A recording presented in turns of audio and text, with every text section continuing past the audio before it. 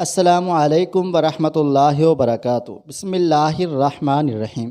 دوستو، آج کی ہماری کہانی ایک ایسی آدمی کی ہے جو روز مجرا دیکھنے کوٹھے پر جاتا تھا اور پھر اس کو وہاں وہ ناچنے والی پسند آ جاتی ہے۔ اب اس کے دل میں شیطان آ جاتا ہے کہ کس طرح وہ اس لڑکی کو حاصل کرے اور اپنی ہوس پوری کرے۔ پھر ایک دن ایسا ہوتا ہے کہ وہ بہت خود سے شرمندہ ہوتا ہے۔ ایسا کیا ہوا؟ کیا وہ اس ناچنے والی لڑکی کو حاصل کر لے گا یا پھر وہ لڑکی اس کو ٹھکرا دے گی؟ اللہ کی کرنی ایسی ہوئی کہ دونوں ہی گناہ سے بچ جاتے ہیں اور راہ راست پر آ جاتے ہیں۔ مگر کیسے، یہ سب ہم آپ کو بتائیں گے آج کی ہماری اس کہانی میں۔ اس ویڈیو کو آخر تک لازمی دیکھیے گا، اور ویڈیو شروع کرنے سے پہلے آپ سے گزارش ہے کہ اگر آپ نے ابھی تک میرا چینل سبسکرائب نہیں کیا ہوا تو ابھی سبسکرائب کر لیں اور ساتھ لگے بیل آئیکن کو بھی ضرور پریس کر لیجئے گا تاکہ نئی آنے والی ویڈیوز آپ تک بروقت پہنچتی رہیں۔ چلیے شروع کرتے ہیں آج کی کہانی۔ اس کو پیسوں کی ضرورت تھی اور مجھے اس کے جسم کی۔ میرے اندر کا شیطان پوری طرح جاگ گیا تھا جب میں کمرے میں اس کے پیچھے داخل ہوا۔ وہ برقع پہن رہی تھی۔ مجھے اس کا مجرا دیکھتے ہوئے مسلسل 10واں دن تھا۔ کیا غضب کی نئی چیز ہیرا منڈی میں آئی تھی۔ اس کا نام بلبل تھا۔ جب وہ ناچتی اور تھرکتی تھی تو جیسے سب تماش بین محو ہو جاتے۔ روزانہ اس کو ناچتے دیکھ کے میری شیطانی ہوس مزید پیاسی ہوتی جاتی اور میں نے فیصلہ کر لیا کہ اس سے ضرور ملوں گا۔ میں ہر قیمت پر اسے حاصل کرنا چاہتا تھا۔ اس دن مجرے کے دوران وہ بجھی بجھی سی دکھائی دے رہی تھی۔ اس کے ناچ میں وہ روانی بھی نہیں تھی، لیکن مجھے اس سے ملنا تھا، بات کرنی تھی اور معاملات طے کرنے تھے۔ مجرے کے اختتام پر جب سب تماشبین چلے گئے تو میں بھی اٹھا۔ وہ کوٹھے کی بالکنی میں اپنی نائکہ کے ساتھ کسی بات پر الجھ رہی تھی۔ دروازے کے تھوڑا سا قریب ہوا تو میں نے سنا وہ اسے رو رو کر کچھ مزید رقم کا مطالبہ کر رہی تھی، مگر نائکہ اس کو دھتکار رہی تھی اور آخر میں غصے میں وہ بلبل کو اگلے دن آنے کا کہہ کر وہاں سے بڑبڑاتی ہوئی نکل گئی۔ بلبل کو پیسوں کی اشد ضرورت ہے، یہ جان کے میرے اندر خوشی کی ایک لہر دوڑ گئی۔ چہرے پر شیطانی مسکراہٹ پھیل گئی کہ وہ ضرورت پوری کر کے میں اس کے ساتھ جو چاہے کر سکتا ہوں۔ میں اس کی جانب بڑھا۔ اس کا چہرہ دوسری طرف تھا اور وہ برقع پہن رہی تھی۔ پاس جا کر جب میں نے اسے پکارا تو وہ میری طرف مڑی۔ اس کا چہرہ آنسوؤں سے تر اور برف کی مانند ایسے سفید تھا جیسے کسی نے اس کا سارا خون نکال لیا ہو۔ اس کی یہ حالت دیکھ کر میں چکراک سا گیا اور اس سے پوچھا کہ کیا ہوا ہے، وہ ایسے کیوں رو رہی ہے۔ میری طرف دیکھتے ہوئے وہ چند لمحے خاموش رہی اور میرے دوبارہ پوچھنے پر گھٹی گھٹی آواز میں بولی، ماں مر گئی کیا؟ جب مجھے اس کی سمجھ نہیں آئی تو وہ بے اختیار روتے ہوئے دوبارہ بولی کہ آج میری ماں مر گئی۔ اس جواب سے جیسے میرے منہ کو تالا سا لگ گیا ہو۔ میری شیطانی ہوس جس کو پورا کرنے میں اس کی جانب آیا تھا مجھ سے میلوں دور بھاگ گئی۔ تو تم یہاں کیا کر رہی ہو؟ میں نے غصے اور حیرت سے اس سے پوچھا۔ کفن دفن کے پیسے نہیں ہیں میرے پاس، اس لیے میں مجرا کرنے آئی تھی، مگر نائکہ آج پیسے ہی نہیں دے رہی۔ کہتی ہے بہت مندی ہے، تماش بین کوٹھے پر نہیں آتے، جو آتے ہیں وہ پہلے کی طرح کچھ لٹاتے نہیں۔ وہ کہہ رہی ہے کہ عیدھی والوں سے کہہ کے اپنی ماں کے کفن دفن کا انتظام کروا لو۔ اتنا کہہ کے وہ برقع پہن کے کوٹھے سے باہر نکل آئی۔ میں بھی اس کے پیچھے چل پڑا۔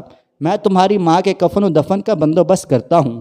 وہ چند لمحے مجھے مشکوک نظروں سے دیکھتی رہی اور پھر خاموشی سے میرے ساتھ بیٹھ گئی۔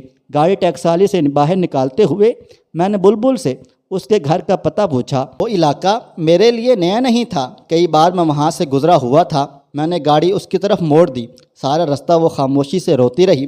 میرے پاس اس کو تسلی دینے کے لیے بھی الفاظ نہیں تھے۔ کچھ دیر میں ہم بلبل کے گھر پہنچ گئے تھے۔ یہ چھوٹا سا ایک کمرے کا گھر تھا۔ صحن کے بیچ میں چارپائی پر اس کی ماں کی لاش ایک گدلے کمبل میں لپٹی پڑی تھی۔ صحن میں بلب کی پیلی روشنی وہاں بسنے والوں اور گھر کی حالت چیخ چیخ کر عیاں کر رہی تھی۔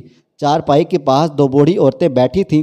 ایک کی گود میں 7-8 ماہ کا بڑا گول مٹول اور پیارا سا بچہ کھیل رہا تھا۔ آدھی رات ہونے کو آئی تھی۔ جیسے ہی بلبل گھر میں داخل ہوئی وہ بوڑھی عورتیں بچوں سے سونپتے اور دیر آنے کی وجہ سے ناراضگی کا اظہار کرتے ہوئے وہاں سے رخصت ہو گئیں۔ بلبل بچے کو لے کر کمرے کی طرف گئی۔ بچہ بہت بے قرار تھا اور پھر وہ اس کی چھاتی سے لپٹ گیا جیسے صبح سے بھوکا ہو۔ کیا یہ بلبل کا بچہ ہے؟ یہ ایک نیا انکشاف تھا کہ بلبل شادی شدہ بھی ہے۔ چند لمحوں بعد وہ کمرے سے باہر آئی۔ مجھے یوں ہی کھڑا دیکھ کر پھر کمرے میں گئی اور ایک پرانی سی کرسی اٹھا لائی۔ سیٹھ جی معذرت، میرے گھر میں آپ کو بٹھانے کے لیے کوئی چیز نہیں ہے، وہ کرسی رکھتے ہوئے شرمندگی سے بولی۔ میں سر ہلاتے ہوئے اس کرسی پر بیٹھ گیا۔ کچھ سمجھ نہیں آ رہا تھا کہاں سے شروع کروں۔ تمہارا اصل نام کیا ہے؟ بلبل، بالآخر میں نے اس سے پوچھا۔ وہ چپ رہی، شاید بتانا نہیں چاہ رہی تھی۔ افشاں، میرے دوبارہ پوچھنے پر اس نے آہستہ سے کہا، بہت افسوس ہوا تمہاری ماں کی وفات کا۔ وہ خاموش رہی۔ تمہارا باپ بھائی کوئی ہے؟ اس نے خاموشی سے نہیں میں سر ہلا دیا۔ یہ بچہ تمہارا ہے؟ اس نے پھر خاموشی سے ہاں میں سر ہلایا۔ تمہارا شوہر کہاں ہے؟ چند لمحوں کے بعد وہ بولی، چھوڑ گیا۔ تم ہیرا منڈی کیسے گئی؟ تم مجھے ناچنے گانے والی تو نہیں لگتی۔ اب وہ نظریں اٹھا کر مجھے دیکھتے ہوئے بولی، سیٹھ جی قسمت وہاں لے گئی۔ گھر میں کوئی مرد نہیں تھا، ایک بیمار ماں اور بچے کی ذمہ داری تھی۔ کہیں اور کام نہیں ملا تو نہ چاہتے ہوئے بھی مجبوراً یہ رستہ اختیار کرنا پڑا۔ کچھ عرصے تک نائکہ نے ناچ گانا سکھایا اور پھر دھندے پر بٹھا دیا۔ وہ مجھے مجرا کرنے کے روزانہ 200 روپے دیتی ہے اور ساتھ میں تماش بینوں کا بچہ کچا کھانا جو میں گھر لا کے اپنی ماں کو کھلاتی ہوں اور خود بھی کھاتی ہوں۔ برقعے میں آتی جاتی ہوں جس سے محلے میں کسی کو پتہ نہیں چلتا اور ایک بھرم قائم ہے۔ سیٹھ جی، ایسی کتنی ہی بے سہارا گمنام لڑکیاں معاشی حالات کے ہاتھوں مجبور ہو کر ان کوٹھوں پر ناچنے پر مجبور ہیں۔ آپ لوگوں کو کیا پتہ وہ کتنی مجبور ہو کر یہ قدم اٹھاتی ہیں۔ کوئی لڑکی اپنی خوشی سے یوں سب کے سامنے اپنا جسم، اپنی عزت نیلام نہیں کرتی۔ جو لڑکیاں ایک بار اس دلدل میں گر پڑتی ہیں اور پھر وہ دستی ہی چلی جاتی ہیں اور پھر اس میں ہمیشہ کے لیے ڈوب جاتی ہیں۔ یہ سب کچھ بتاتے ہوئے افشاں کے لہجے میں بے بسی اور بے چارگی تھی، جیسے وہ کسی ناکردہ گناہوں کی سزا کاٹ رہی ہو۔ میں کچھ دیر اس کے چہرے کو دیکھتا رہا، پھر پرس سے چند نوٹ نکالے اور اس کے ہاتھ میں تھماتے ہوئے بولا، کل اپنی ماں کی تدفین کروا لینا اور بچے کے لیے کچھ خوراک اور گھر کے لیے راشن پانی لے لینا۔ وہ اتنے سارے نوٹ ایک ساتھ دیکھ کر حیران ہو گئی۔ کیا ہوا؟ میں نے اس کو یوں چپ ہوتے ہوئے پوچھا۔ سیٹھ جی، مجھے ان روپے کے بدلوں میں کیا کرنا پڑے گا؟ وہ ڈرتے ڈرتے پوچھ رہی تھی۔ شاید یہ سوچ رہی تھی کہ ان نوٹوں کے بدلے سیٹھ پتہ نہیں کب تک اس کا جسم نوچے گا، کب تک اس کو سیٹھ کی رکھیل بن کر رہنا پڑے گا۔ اس کی بات سن کر مجھے اپنے آپ سے اتنی نفرت ہوئی کہ میں خواہش کرنے لگا کہ زمین پھٹ جائے اور میں اس میں سما جاؤں۔ مجھے احساس ہوا کہ میں ذلت اور اپنے کردار کی پستی کی آخری حد کو چھو رہا تھا۔ میں اس بے حس معاشرے میں ایک تنہا اور بے سہارا لڑکی کی مدد کر رہا تھا، مگر وہ بھی اس کو ڈیل کے طور پر سمجھ رہی تھی۔ شاید جہاں سے میں اٹھ کر آیا تھا وہاں پر جانے والے لوگوں سے بغیر کسی وجہ کے مدد کی توقع نہیں کی جاتی۔ میں نے لرزتی آواز میں جواب دیا، تمہیں کچھ نہیں کرنا پڑے گا اور تم اب کوٹے پر مجرا نہیں کرنے جاؤ گی، اپنے گھر میں رہو گی۔ ہر مہینے تمہیں منی آرڈر مل جایا کرے گا۔ تم نے کرنا بس یہ ہے کہ یہ جو بچہ تمہاری گود میں ہے اس کی تربیت ایسے کرو کہ یہ ایک دن بڑا ہو کر تمہارا سہارا بن سکے۔ یہ جو رقم میں بھجواؤں گا یہ تم پر قرض ہے، اور جب تمہارا بیٹا جوان ہو جائے گا، ایک قابل انسان بن جائے گا تو تم مجھے واپس کر دینا۔ افشاں حیران و پریشان کھڑی مجھے دیکھ رہی تھی۔ اس انسان کو جس کے سامنے ابھی وہ ناچ کر آئی تھی، وہ اس سے ایسی باتیں کر رہا تھا۔ پھر وہ بے آواز رو پڑی۔ مجھے وہاں سے رکا نہیں گیا۔ میں نے افشاں کے گھر کا پتہ لیا اور اس کو اپنا وعدہ یاد دلا کر وہاں سے رخصت ہو گیا۔ سارے رستے میں یہی سوچتا رہا، مجھے تم سے کچھ نہیں چاہیے، مجھے تم سے کچھ نہیں چاہیے افشاں۔ جو تم نے مجھے دیا ہے میں اس کا احسان ساری عمر نہیں اتار پاؤں گا۔ تم نے مجھ میں دفن اس انسانیت کو جگا دیا جو میں دولت اور شیطانی ہوس کے نیچے دبا کر مار چکا تھا۔ تم نے مجھے پھر سے انسان بنا دیا ہے افشاں۔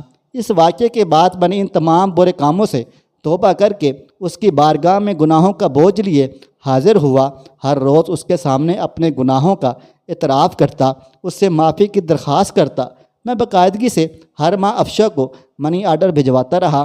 کئی دفعہ دل کیا میں اس مسیحا کو مل کر آؤں جس کی وجہ سے مجھے ان تمام گناہوں اور بدکاریوں سے نجات مل گئی، مگر ہر دفعہ ایک شرمندگی آڑے آتی رہی کہ کبھی میں اپنی شیطانی ہوس کے لیے اس کا پیاسا تھا۔ اور پھر وقت گزرتا گیا، دن مہینوں میں بدلنے لگے اور مہینے سالوں میں تبدیل ہوتے گئے، مگر میں افشاں کو بھولا نہیں تھا۔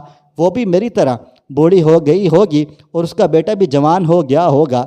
پتہ نہیں کسی قابل بنا ہوگا، اپنی ماں کا سہارا بنا ہوگا کہ نہیں۔ میرے بچے جوان ہو گئے تھے، زندگی اتار چڑھاؤ کے ساتھ مسلسل چل رہی تھی۔ ایک شام چھٹی کے دن جب میں اپنے گھر میں موجود تھا تو ملازم نے مجھے آ کر بتایا کہ ایک عورت اور اس کے ساتھ ایک جوان لڑکا آپ سے ملنے کو آئے ہیں۔ کون ہیں؟ معلوم نہیں صاحب، پہلی بار ان کو دیکھا ہے، ملازم نے مؤدبانہ لہجے میں جواب دے دیا۔ اچھا، انہیں ڈرائنگ روم میں بٹھاؤ، میں آ رہا ہوں۔ کون ہو سکتا ہے؟ یہی سوچتے ہوئے میں ڈرائنگ روم کی طرف بڑھا۔ ایک عورت پر نور چہرے کے ساتھ سفید چادر میں خود کو چھپائے ہوئے ہاتھ میں ایک پرانی سی ڈائری لیے کھڑی تھی، اور میں اس کے ساتھ اچھے کپڑوں میں ملبوس ایک بڑا ہینڈسم نوجوان لڑکا کھڑا تھا۔ اس لڑکے کو میں جانتا تھا، وہ ہمارے علاقے کا نیا ڈی ایس پی احمد تھا۔ سلام سیٹھ جی، میں افشا ہوں اور یہ میرا بیٹا احمد ہے۔ جو ہی اس نے افشا کا نام لیا، میرے ذہن میں اس کا ماضی کا چہرہ گھوم گیا، اور پھر مجھے پہچاننے میں دیر نہیں لگی کہ وہ افشا تھی۔ آپ مجھے پہچان گئے نا؟